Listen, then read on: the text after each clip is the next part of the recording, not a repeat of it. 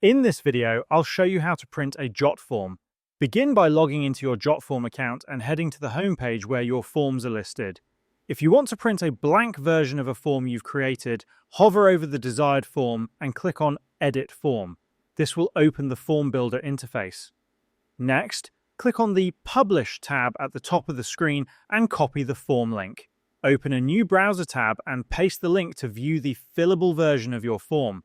To print the form, press Ctrl and P together on your keyboard. A print dialog will appear, allowing you to customize your settings. If you see unwanted extra pages, use the Pages drop-down menu to select Custom and specify only the pages you want to print. You can also download and print the form as a PDF, but interactive elements such as signature fields may not be supported in that format.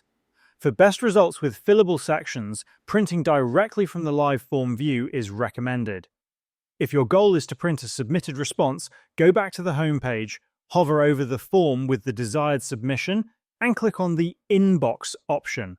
In the inbox, select the specific response you want to print.